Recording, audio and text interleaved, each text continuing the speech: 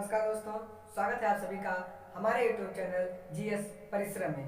दोस्तों, आज हम आप लोगों को बताने चल रहे हैं तारा का जीवन चक्र, अर्थात जीवन चक्र, उसका जन्म और मृत्यु मरना।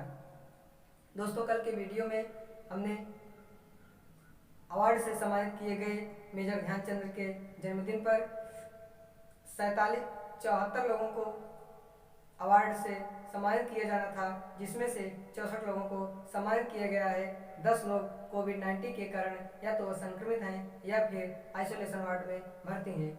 लिंक डिस्क्रिप्शन बॉक्स में दिया गया है, उस पर आप जा कर के वीडियो को देख लें। बहुत ही इम्पोर्टेंट वीडियो है, जिससे कि आपको एग्जाम में बहुत हेल्पफुल होगा। वीडियो को अभी जिन्होंने लाइक नहीं किया है, कृपया वो लाइक कर दें और नीचे लाल बटन दबाकर चैनल को सब्सक्राइब कर दीजिए, जिससे कि हमारा नोटिफिकेशन आपको जल्द से जल्द मिलता रहे। आइए बताते हैं तारे का जीवन चक्र के बारे में। तारों का जन्म कैसे होगा? तारों का जन्म कैसे होगा? निहारिका में हाइड्रोजन व हीलियम के गैसीय पिंड बिखरे हुए थे। गैसीय पिंड जो बिखरे हुए थे, इसी को ही नेबुला कहा जाता है। गैसीय पिंड बिखरे हुए थे, इसी को नेबुला कहा जाता है। जब कभी नेबुला का घनत्व अधिक होने लगता है तो उसमें हाइड्रोजन जुड़ने लगते हैं, तो जिससे नाभिकीय संलयन की प्रक्रिया प्रारंभ हो जाती है। इससे बड़ी मात्रा में ताप निकलता है। जब ताप निकलता है, उसका मतलब है कि वो गर्म हो गया है। ताप निकलता है, इस ताप के कारण नेबुला जो है वह चमकने लगता है। जब ताप पड़ेगा तो उस पर जो नेबुला है, हाइड्रोजन और हीलियम के गैसीय पिंड से जो बना है नेबुला, वह ताप पड़ने के कारण वो चमकने लगता है और इसी चमकते हुए नेबुला को ही तारा कहा जाता है। इससे हमारे तारे का जन्म हुआ। क्या हुआ? जन्म हुआ। एक बार फिर देख लेते हैं। निहारिका में हाइड्रोजन व हीलियम के गैसीय पिंड बिखरे हुए थे, जो इस गैसीय पिंड को ही नेबुला कहा जाता है। जब कभी नेबुला का घनत्व अधिक होने लगता है तो ये हाइड्रोजन नाभिक आपस में जुड़ने लगते हैं और हाइड्रोजन नाभिक आपस में जब कभी घनत्व, ये ध्यान देना दोस्तों, जब कभी घनत्व अधिक होने लगता है तो ये आपस में जुड़ने लगते हैं। इससे नाभिकीय संलयन की प्रक्रिया प्रारंभ हो जाती है, जिससे बड़ी मात्रा में ताप निकलता है। जब ताप निकलेगा तो फिर हमारे हाइड्रोजन और हीलियम का नेबुला जो गैसीय पिंड है वो चमकेगा और इसी चमकते हुए नेबुला को ही हम लोग क्या कहते हैं? तारा कहते हैं। ये तारों का जन्म हो गया। अब तारों की मृत्यु कैसे हुई? तारों का मरना।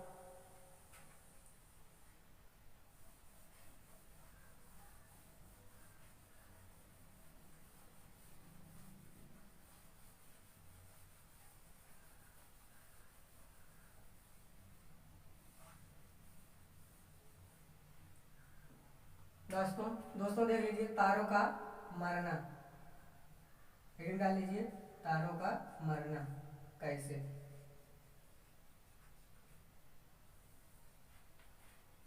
तारों के मरने की घटना सुब्रमण्यम चंद्रशेखर ने 1923 ईस्वी में समझाया और इसके लिए उन्हें नोबेल पुरस्कार से सम्मानित भी किया गया। किसने बताया? सुब्रमण्यम चंद्रशेखर ने।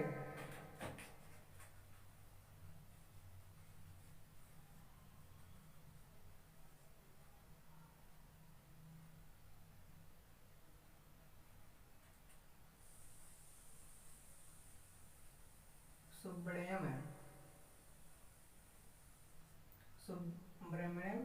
चंद्रशेखर।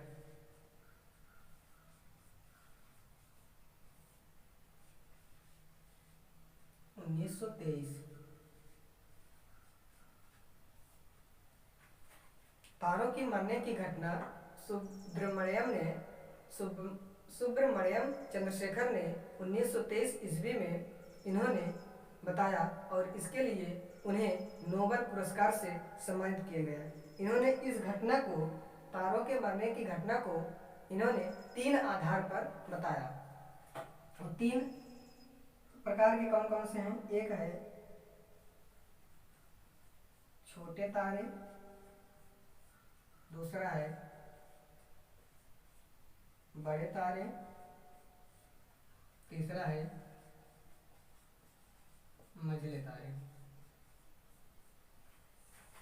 छोटे तारों में इन्होंने यह बताया कि जब नाभिकीय ईंधन अर्थात हाइड्रोजन हाइड्रोजन जब समाप्त होने लगता है तो यह तेजी से नाचने लगता है।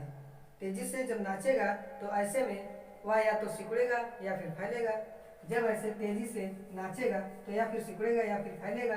ये दो कंडीशन हो सकती है। यदि वह फैलता है तो सूर्य जो है वह लाल दिखाई देता है, इसी को लाल दैत्य कहा जाता है। यदि यह सिकुड़ता है तो यह सफ़ेद रंग का हो जाता है, जिसे श्वेत वर्ण कहा जाता है। देख लीजिए दोस्तों, जब छोटे तारे जो है, जब छोटे तारों का नाभिकीय ईंधन समाप्त होने लगता है तो यह तेजी से घूमने लगता है। नाभिकीय ईंधन जब समाप्त होगा तो यह तेजी से घूमेगा। क्या होगा? तेजी से घूमेगा। जब घूमेगा या जब घूमेगा तो या फिर सिकुड़ेगा या फिर सिकुड़ेगा या फिर क्या होगा?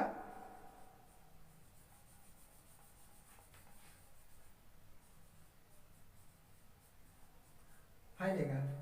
जब सिकुड़ेगा जब सिकुड़ेगा तो यह सफेद रंग का हो जाएगा। सफेद रंग का हो जाएगा।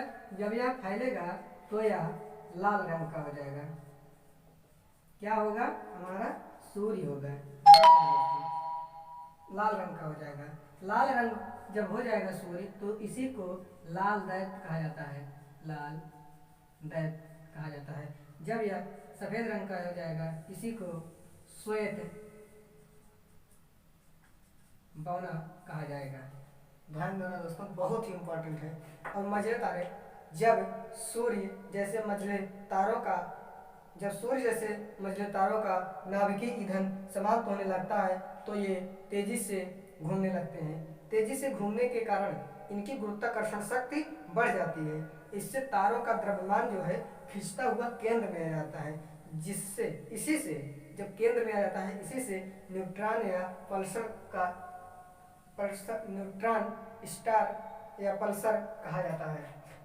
किसका है? ये मंझले तारे का है। मंझले तारे का क्या है?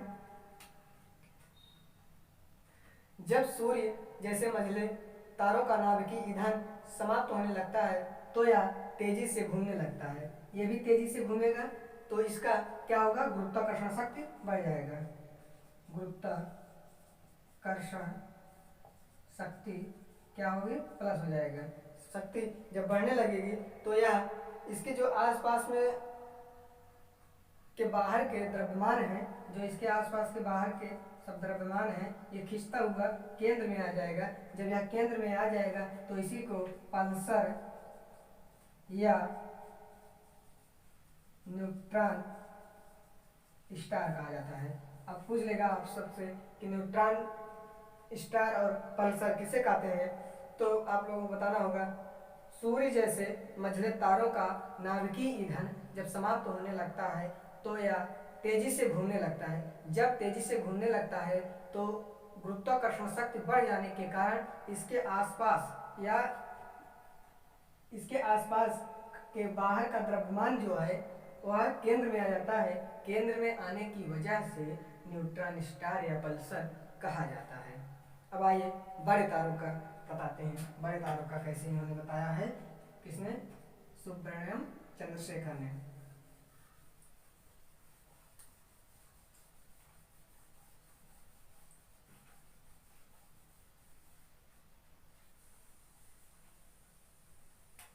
बड़े तारों को इन्होंने बताया है जब बड़े तारों का नाभिकीय ईंधन समाप्त होने लगता है तो यह तेजी से घूमने लगता है। तेजी से घूमने के कारण इनकी भी क्या होती है? गुरुत्वाकर्षण शक्ति बहुत अधिक बढ़ जाती है। क्या होती है? बहुत अधिक बढ़ जाती है, जिससे तारों के बाहर का द्रव्यमान और उसके आसपास स्थित तारों के बाहर का तारों के बाहर का, ये तारा है हमारा, के बाहर का द्रव्यमान और द्रव्यमान भी और कुछ ग्रह भी और उपग्रह भी, यहाँ तक कि प्रकाश भी इसी में आकर केंद्र में समाहित हो जाता है। जब यह समाहित हो जाता है तो यह यहाँ पर एक छिद्र बन जाता है, तो इसमें प्रकाश तक भी समाहित हो जाता है, जिससे इस घटना को ब्लैक होल या कृष्ण विवर कहा जाता है। क्या कहा जाता है? ब्लैक होल, ब्लैक होल या कृष्ण विवर कहा जाता है। ये बड़े तारों का निर्माण है। जब बड़े तारों का नाभिकीय ईंधन समाप्त होने लगता है तो यह बहुत तेजी से घूमने लगता है। बहुत तेजी से घूमने की वजह से इनकी गुरुत्वाकर्षण शक्ति बहुत अधिक बढ़ जाती है, जिससे इनके आसपास का द्रव्यमान और ग्रह ये सब आकर के केंद्र में इकट्ठे हो जाते हैं। यहाँ तक कि नाचते हुए जब वह नाचता है तो राउंडिंग जब करेगा, तो जब यह राउंडिंग करेगा तो इसमें एक छिद्र बन जाता है। इस छिद्र में यहाँ तक कि प्रकाश भी समाहित हो जाता है, इसीलिए इस छिद्र को क्या कहा जाता है? Black hole. क्या जाता है? Black hole. इसे ब्लैक होल या कृष्ण विवर कहा जाता है।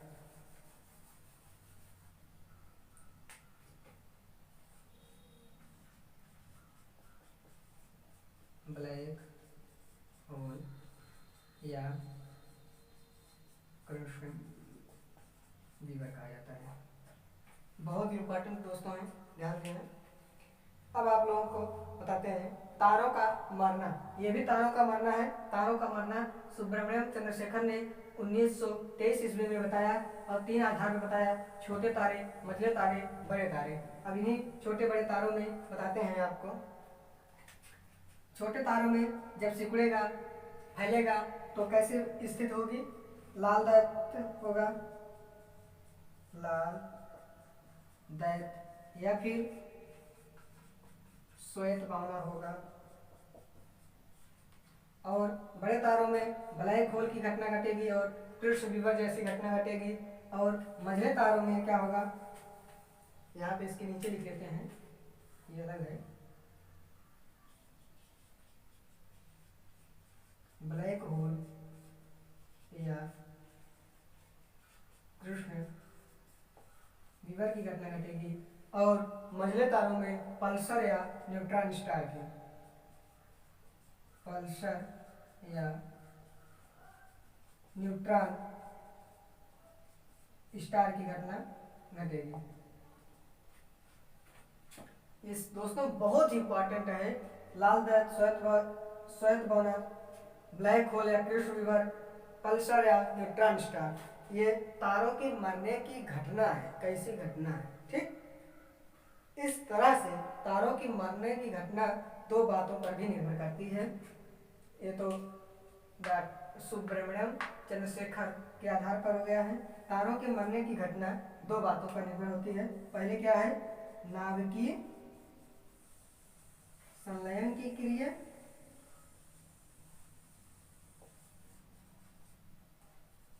नाभिकीय संलयन की क्रिया, और दूसरा क्या है?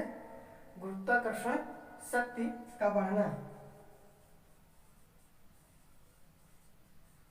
गुरुत्वाकर्षण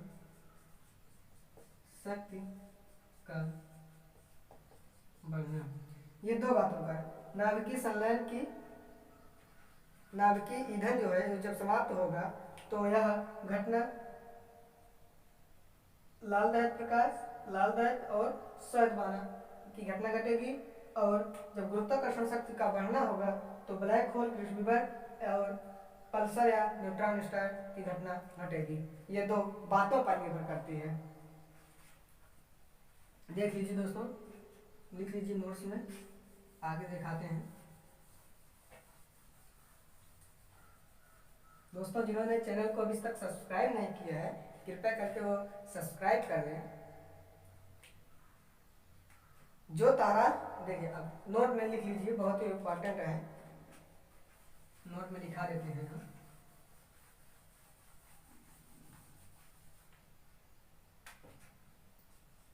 निकाल लीजिए नोट या फिर विशेष।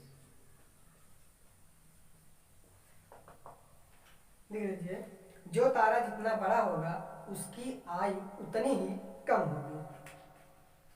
पहला, जो तारा जितना बड़ा होगा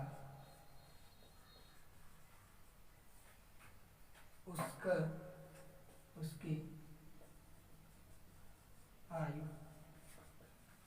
उतनी ही कम होगी। ठीक। दूसरा, सबसे बड़ा तारा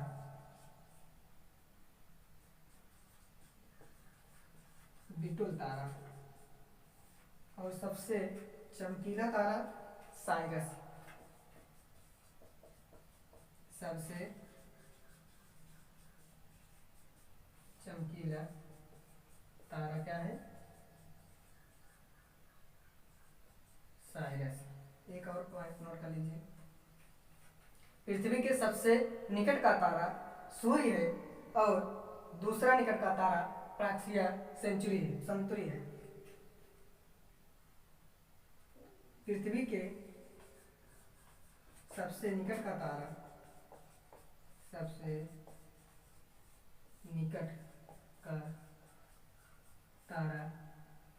क्या है? सूर्य है। और इसी में लिख लीजिए दूसरा निकट का तारा